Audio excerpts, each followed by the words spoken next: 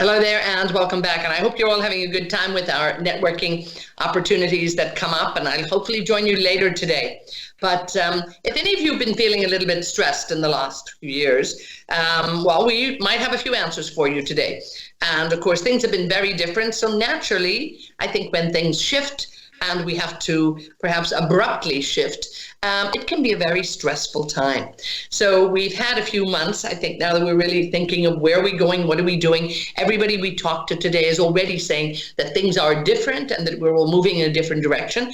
So it's all about re-energizing everybody and making sure that we get back and we, yes, build back better, as many of them say, but perhaps build back very differently as well. We have a wonderful panel here. Let me quickly introduce you to them because I do want to hear from them. And I'm absolutely delighted to have with us a board member from Noga Holding and a senior government advisor. Hadyah Mohammed Fathalla joins us. Hadyah, great to see you. I'm delighted that you've been able to take time to join us. We also have from EY Global in Americas, the People Advisory Services head, also looking at energy and resources, Cyntressa Dickey. So lovely to see you, Cyntressa. And from SATORP, we have the Business Development and Optimization Director, Andrew Davies. So really, really a great team here. And we're going to have a wonderful discussion. Hadyah, let me start with you. And when we look at the pandemic, I mean, obviously, clearly impacting every business around the world. But what do you think is different about maybe the impact on the workforce in the energy sector? Thank you, Ethne, for including me on this panel, and welcome to my fellow panelists as well, and to the LUAS organizing team. It's been great listening to the little snippets of the panel right before us. I mean, look, I'm relatively new to the energy industry. I'm on the board of Noga Holding, but traditionally I come really from strategy and government policy. But I think, like many other industries, especially industries that are very sort of office heavy and location heavy, I think that the energy sector might have been hit slightly harder from the workplace perspective. But also if you look at business continuity and the business side of things, an energy sector is fundamentally a global industry, one that is impacted by things like, the sister industries like shipping, travel, airfare, mobility, transportation. So you ended up really, if you look at the oil and gas sector specifically, you ended up with oversupply, lower demand, you ended up with some politics in OPEC. So all of that had a fundamental impact. And now as you see economies recovering, whether it's in Europe or in the region or even in Asia, you see that there is optimism in the industry. And I think as a result of that, the uncertainty in the industry and all of that movement, you see uncertainty in the workplace. And what you need to do, I guess, as leaders is also make sure that as the industry itself and the business recovers, that you make sure that the recovery is also parallel and the organizations that are impacted by the sector itself. And Noga Holding as Bahrain's sort of central energy, oil and gas portfolio company is one that has a number of companies across the oil and gas value chain and some that have projects that have been impacted by COVID. So it's important that the recovery of the workforce as well is taken into account while the sector itself recovers. Indeed, yes. And one of the things you brought up there, I'm going to get Cyntressa to address this too, as you said, that uncertainty in the wider industry, and it can cause stress among employees. Of course it can. And you look, I think, at the energy transition and you look at the headlines, everybody is going to green, and you look at people, also looking at the state of the oil and gas industry. So yes, it's a very, very stressful time, I think, to do it. But also in terms of when we get to work, Cyntressa, talk to me about the role of leaders in a way too. And again, Hadyah just mentioned it there a moment ago too. Leaders in a way, they have to understand, and I'm sure they do, some maybe more than others, they have to understand that this uncertainty creates that sense of nervousness. So how do people de-stress, so to speak, and then how do they, continue to work smoothly? And what experience have you had? Thank you so much. And again, thank you for inviting me. Excited to be here kind of with our other panelists. So probably first and foremost, and this kind of goes, it's not just restricted to the energy sector, but across all industries. When people are going through uncertainty, they need clarity, right? When another thing that we're seeing is during these uncertain times, people want connection. People want to know that leaders are present. So I think that, when we think about our leaders kind of more broadly across all industries, that their leadership is actually crucial in terms of managing and controlling stress. And when I say that, one of the first key things is around how is it that we're setting the right trusting environment for our people. People want to know that they're heard. People want to know that that they matter. People want to know that they have an opportunity to define and to shape their workforce experience. And so those are just some of the things that we're seeing. And when those aren't met, they create additional stress. And so as leaders, it's important that we lead with empathy. And we, from an EY perspective, we actually just did a recent survey. It was a empathy survey. And 54% of the employees that recently left their job mentioned that they left because their bosses did not care about kind of their struggles and what they were going through during this time. And that was an amazing kind of number to me. So again, I think that as leaders, we do have a role in terms of managing, controlling stress in the workplace, but it's important for us to lead with empathy and have that empathetic leadership. But I will say, and you hit on this a little bit as well, given all of the other, if we think about pre-pandemic,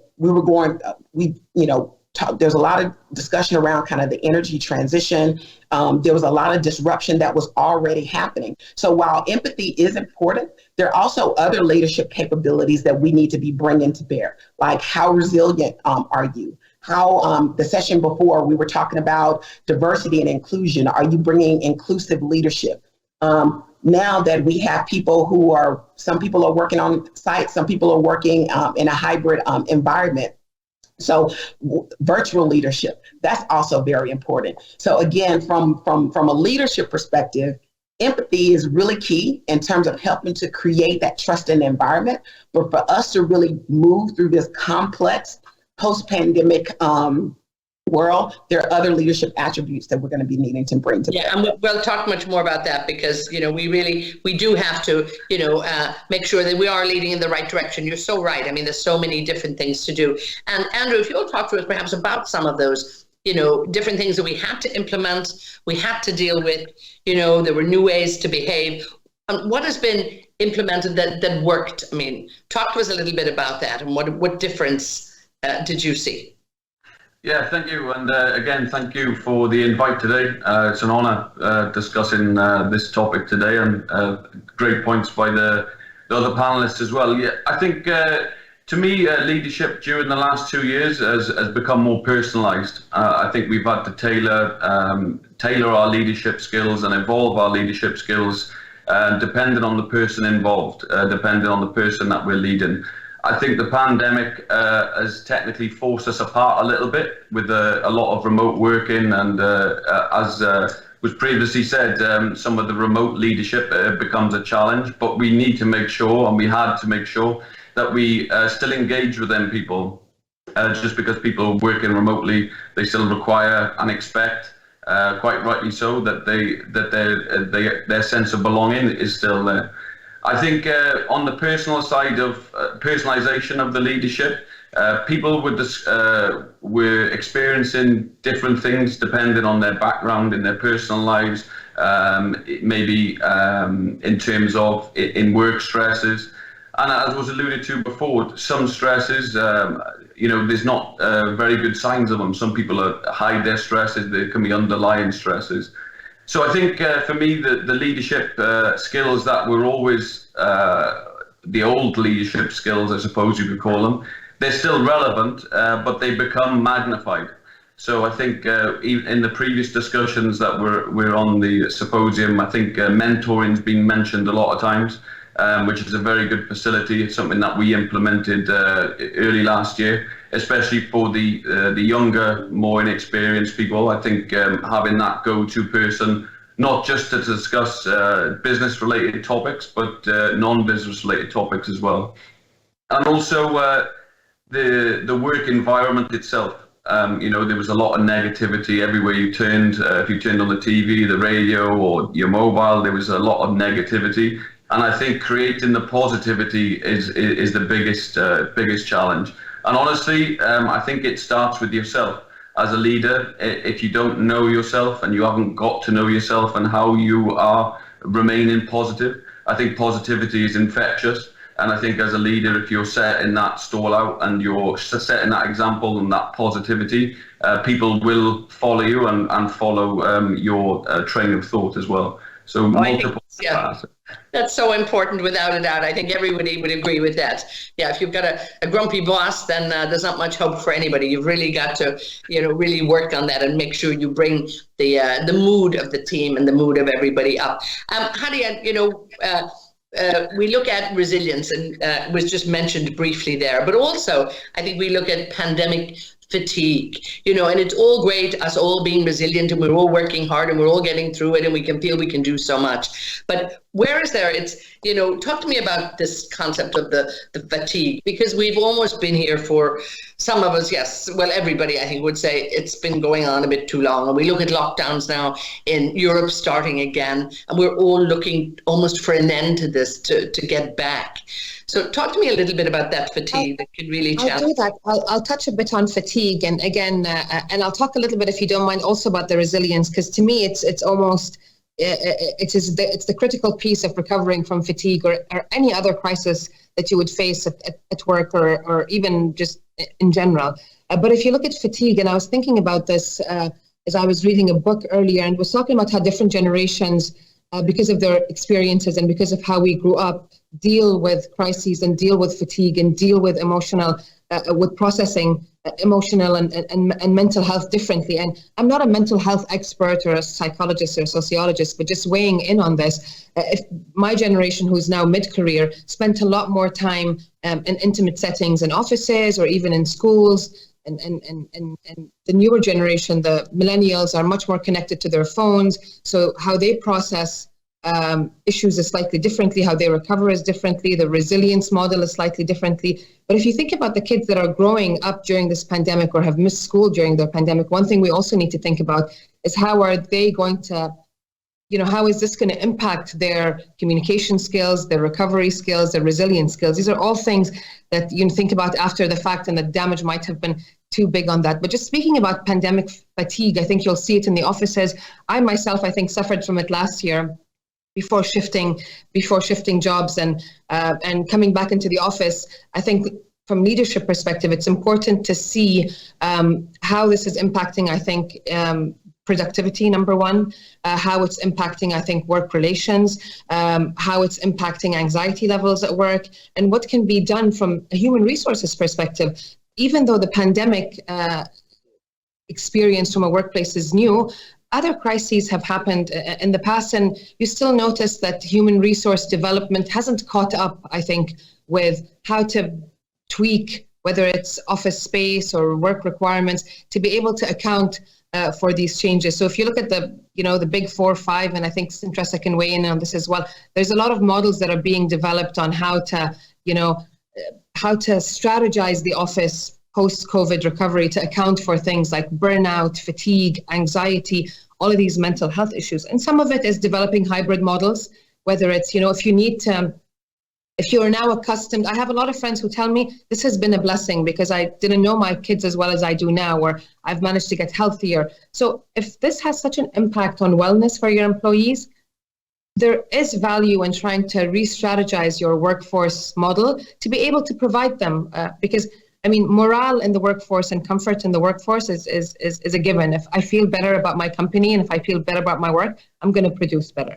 But just really quickly on resilience, I think I'm a huge advocate of resilience because I myself have gone through a couple of shifts in my career, almost like sharp pivots in terms of industry. I started off in politics and security, then did innovation and entrepreneurship and startup, and then pivoted into, government policy again. And now I'm on the board of an energy company. I'm also on the board of a financial services company. And I think as an employee, it's important as you curate your resume and as you build skills that you do so bearing in mind that you're not always necessarily going to be a doctor or a scientist. There are going to be times in your life where you're surprised by your company closing down or a pandemic or, God forbid, a war. You have to be able to develop a toolbox that allows you to comfortably pivot.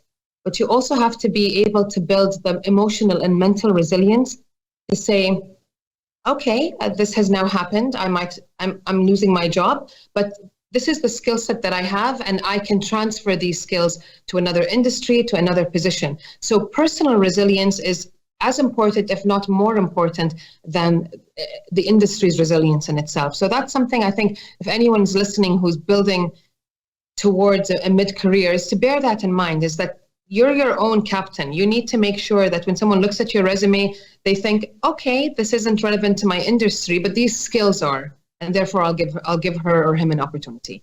So I think that piece of resilience is important. Yeah, and having, I think, that great faith in yourself to be able to do that.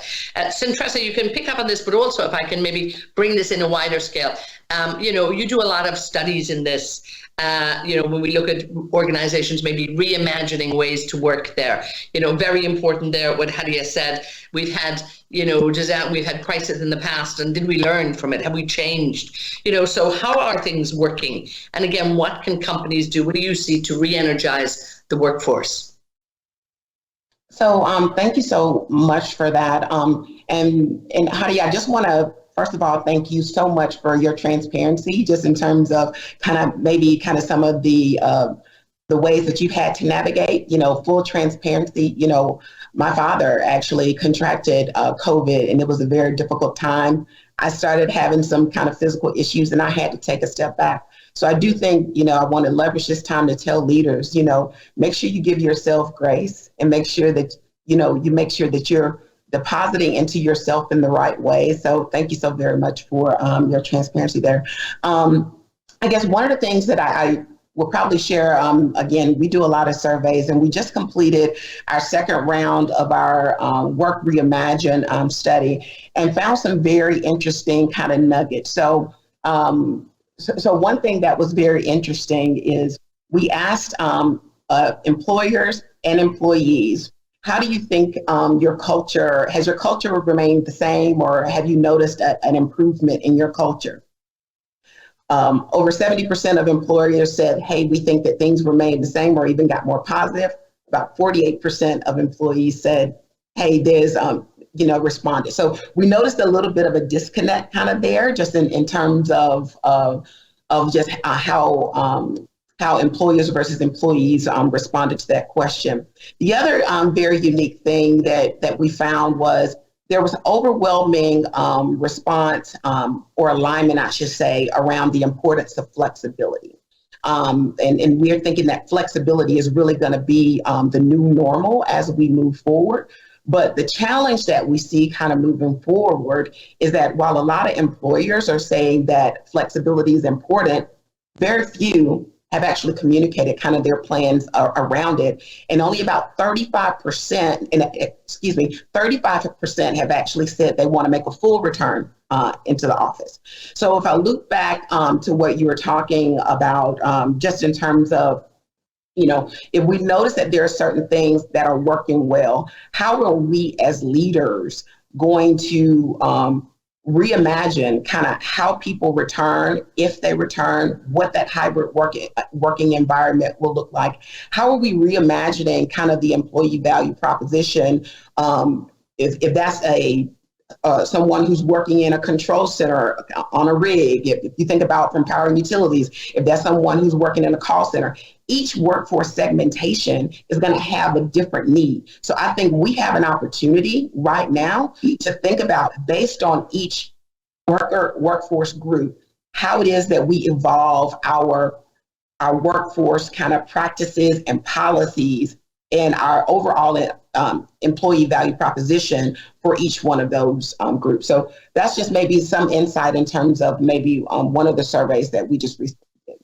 It is. It's fascinating. Andrew, if I might throw a question from the audience to you, and maybe Hadyah can pick up on this one as well. One of our viewers saying, sometimes organizations confuse resilience with overworking to burnout. So if you can just put up with it, therefore you're resilient. Is that it? So what do you think companies can do, to really support people better? Andrew, what do you think? I think in leadership, a big task for us is prioritization.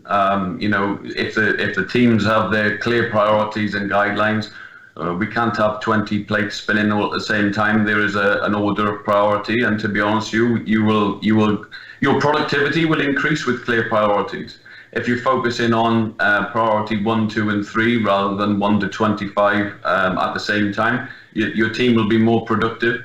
And a lot of the time as well, the importance on reflection. We have to look back not only at the tasks that we have and the priorities that we have, but the pandemic as a whole. When we look back and we reflect, we can ultimately, with challenges, we have successes. Otherwise, we wouldn't still all be here. So I think we celebrate them successes, and also with the reflection, you're able to close gaps where you could have done things better, and therefore you become more efficient as well. So I think burnout and resilience are quite connected. You have to be very vigilant that not everybody would be aware of that. But definitely reflection and prioritization, they're two of the biggest elements to make sure that your productivity increases, your efficiency increases, and ultimately you will end up with a more productive workforce.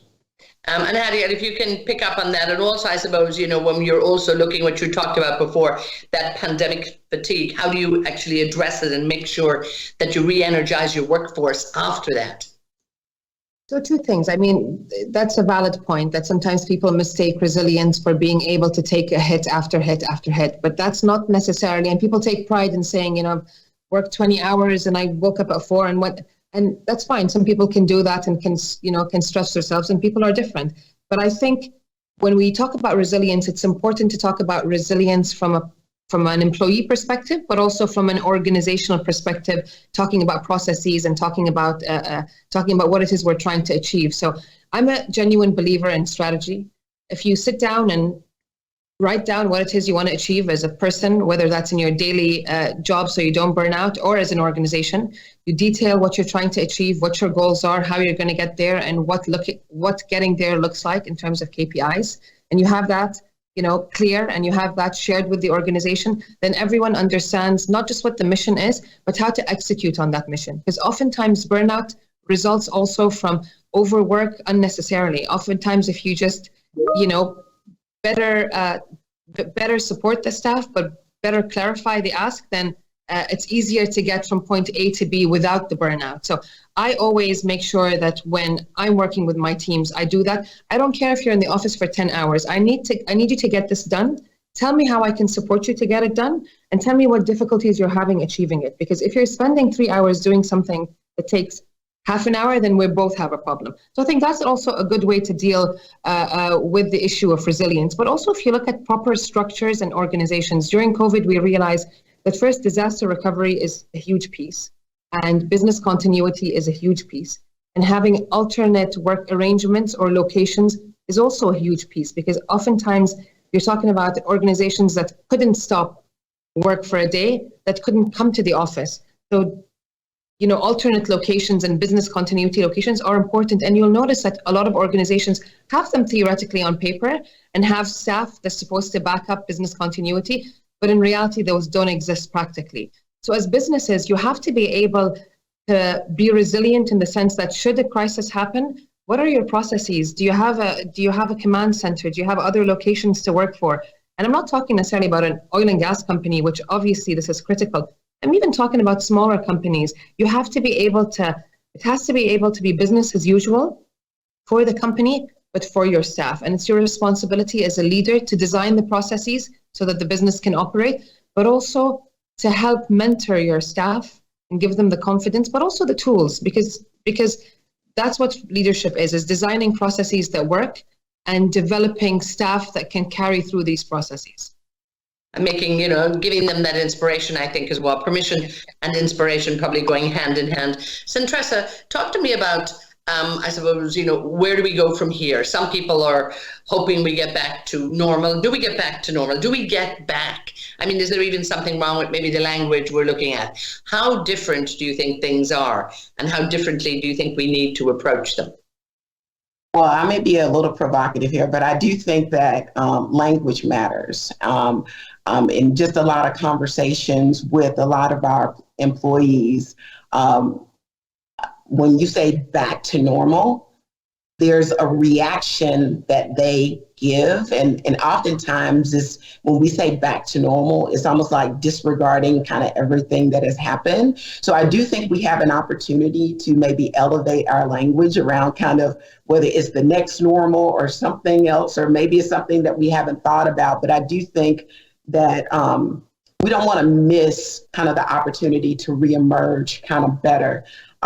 One of the things that I know that I'm very, very hopeful for once we remove some of this stress from the system is about 100% of employers were talking about reinvigorating kind of their learning program and kind of what they're going to be focused on, upskilling and reskilling the next generation of talent. That is one of the things that excites me most around as we reimagine the future, how we can re-engage a completely different talent pipeline than we currently have today. I remember pre-pandemic, we were looking at some of the numbers around, and there was conversation around the war for talent and how we were struggling, against kind of the big tech companies. But in the US, I don't know if you've heard a lot around kind of the Great Resignation and kind of what that means.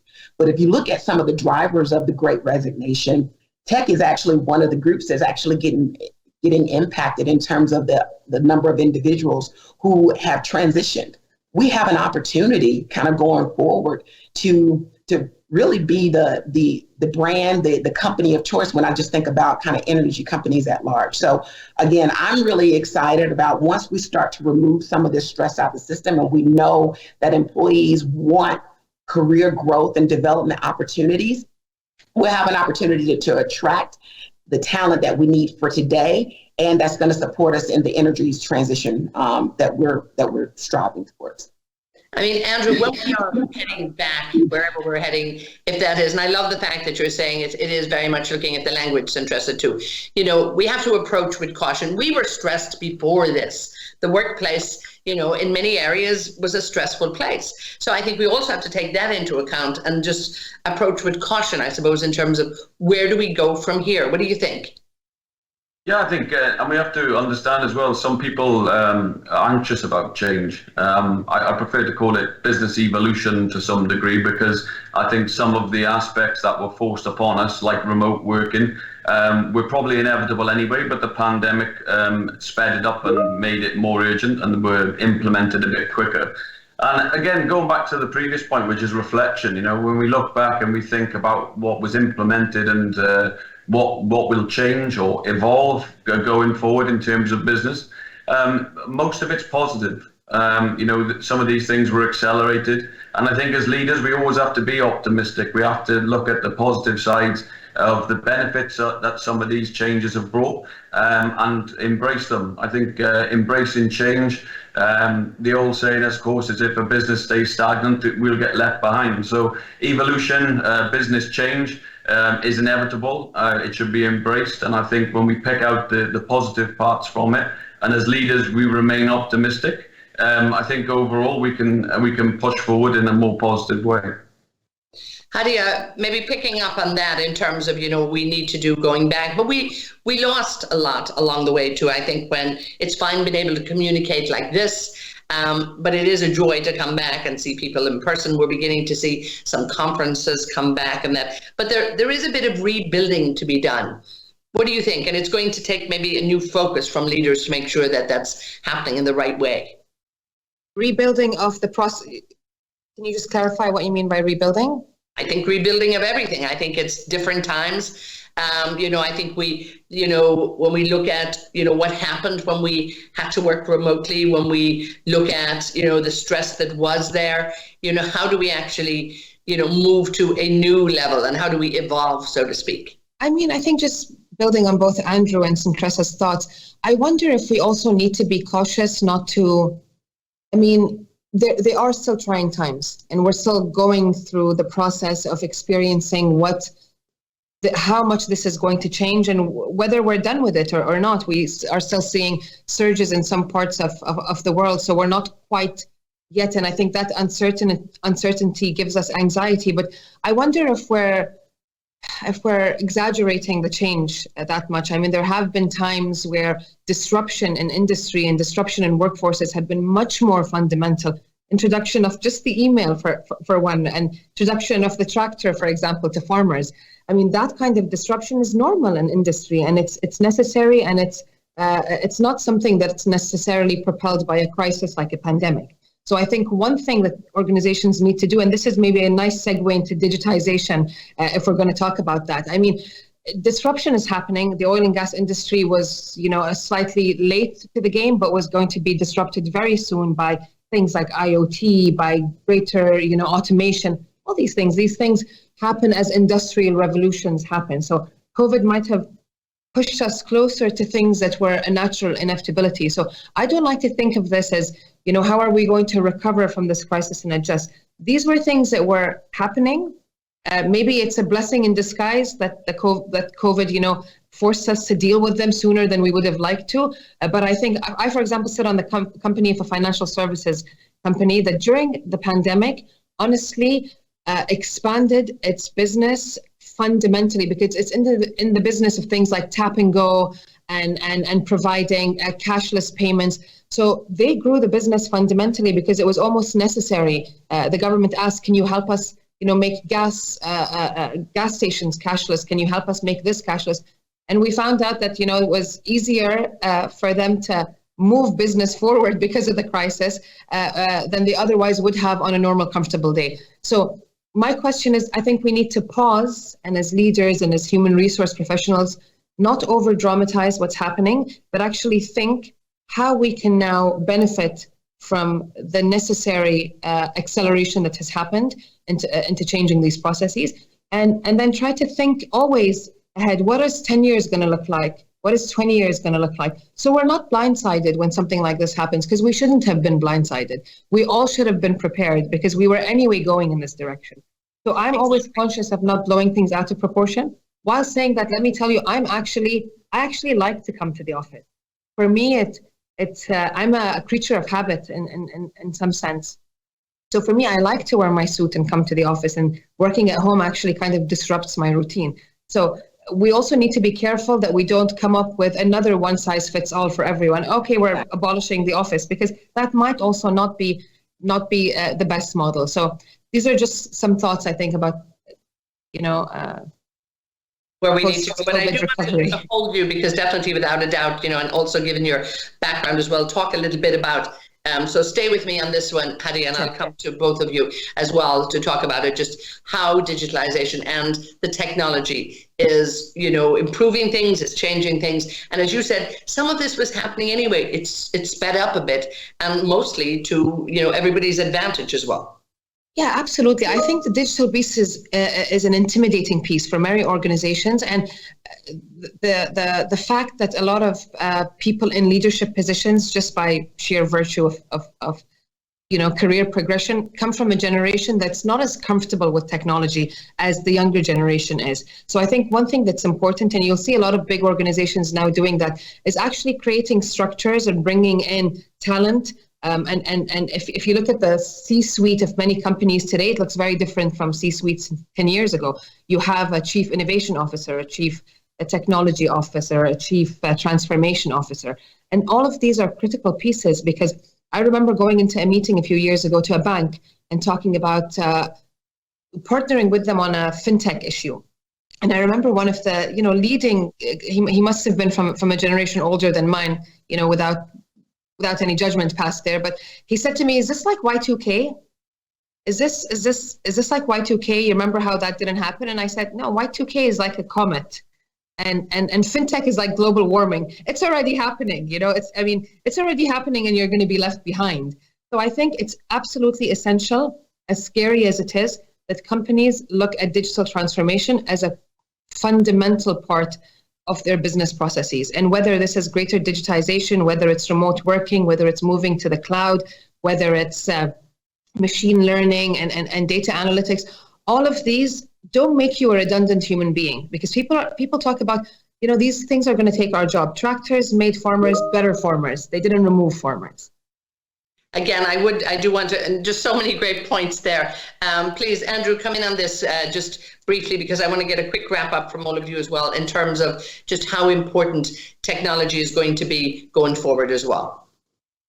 Yeah, I think it's the same as everything. It's under the category or the umbrella of business evolution. We've adapted our leadership skills because of the pandemic. Our systems have been tested. Some systems have been tested, and our resilience has been tested. And again, when we look back and we find where we need to improve, that's how we keep evolving. So I think digitalization is definitely it's happening. It's happening with us as well, and it's something that's imperative. However, it's just one of those other things that evolve over time. Our systems, our networks, our leadership skills, our human resource skills, everything needs to evolve. And like we said before, if we stay stagnant, then we're going to get left behind. So I think digitalization is, again, it's just a natural thing that will happen over time, and it needs to, again, change, or the evolution needs to be embraced. And then just in closing, I mean, if there's a quick word of advice you'd give to anybody in terms of what they need to be doing now to make sure that things are hopefully going to look better and work better for everybody.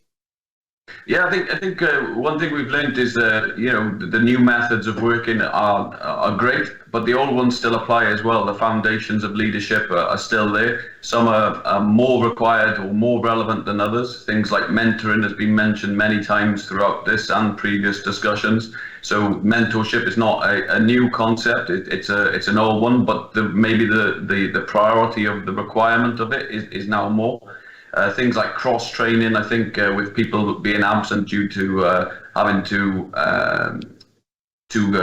quarantine or other things like that. I think are all aspects. There are multi-pronged benefits to all of these foundations. Cyntressa, if you can talk technology and give me a closing word, and I'll come to you, Hadyah, in a moment, but just maybe put them 2 for 1 from you. Well, just very brief, I think as we think about digital transformation, we have to keep humans at the center. And then I think the other component is, if I can kind of give an anecdote, they used to say this is a marathon, not a sprint. I think this is an Ironman competition, right? And so we need to understand kind of what we're going to need for the different components. Hadyah, as you were talking about all of the different skills and the components, we got to bring all of that together. But this is an Ironman competition as we move forward. So we all need to be fit and ready for it. Hadyah, I'll give you the closing word here in terms of maybe just some words of advice to our colleagues there to stay optimistic, and how do they move forward? Yeah, I think I want to say something to women specifically, or on women specifically, since this, is center of LUAS. I think as we become more, as we work more remotely and become more digitally savvy, not to forget that mentorship and networking, which women statistically have been proven to do less than men, to value these opportunities. So make sure you also put this at the center of your career development. It is critical to your stability at work, but also to your progression. Well, thank you for that. And I think, again, sending those reminders we need sometimes to look at it in light of just everything else that is going on. And sometimes I think we, just get too busy with work and all of what we have to do. We really need to look a more holistic view, I think, on our work, on our life, and make sure that everybody is, getting it, that it's a win-win for everybody, for the employer, for the employee, for our professional life and our personal life. So thank you all so much. Hadyah, thank you so much for taking the time. Cyntressa, and for Andrew. It was great to have everybody on board. Thank you so much. Take care. Thank you for having us. Thank you. And we close up this, but we will be back in just a couple of minutes too, where we're going to be looking at how do we really keep that energy level, and how do we sort of keep the spark when the going gets tough? What do we need to do? We'll hear a personal story. We'll be right back.